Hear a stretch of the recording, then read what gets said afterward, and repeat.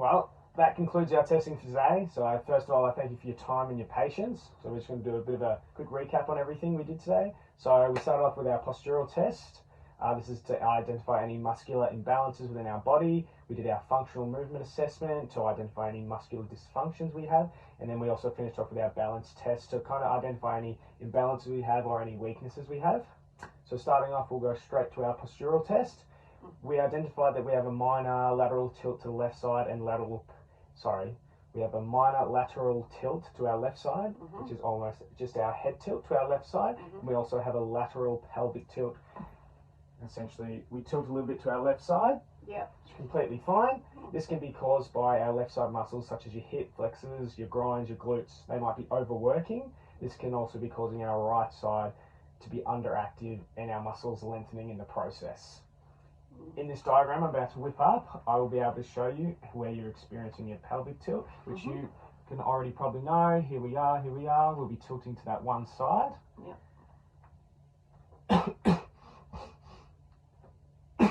Sorry. And I'll also show you in another diagram what we can just be doing in everyday life, which you're already very aware of these kind of things, how we can also increase our posture and have a really good life.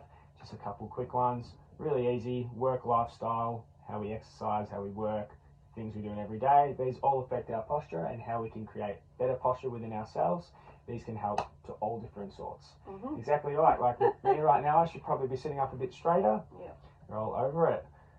All right, moving on. A couple corrective exercises I will be implementing into your program will be a leaning hip flexor stretch. All these exercises will be in your program and I will explain at a later date. So if you're not quite catching on to what they are, that's completely fine. Yep. Also a part of that will be a banded pull apart and single leg glute bridges. Yep. All right, we'll move on to our functional movement assessment. So first of all, you're not in need of referral. That's really good, really happy with that. However, what I did pick up was some dysfunction within our split squat lunge movement and your overhead press. Yep. Both really minor things, but we'll be able to help that through some more corrective strategies. Yep.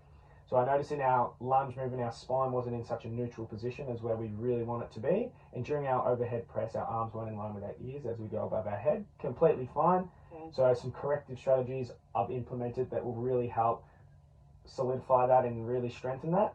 Yep. I've added to your program is our active pigeon stretch and our abducted glute bridge. Once again, I'll explain these at a later date if you don't understand them all. Yep. These will really help develop a stronger split squat and enhance that neutral spine position.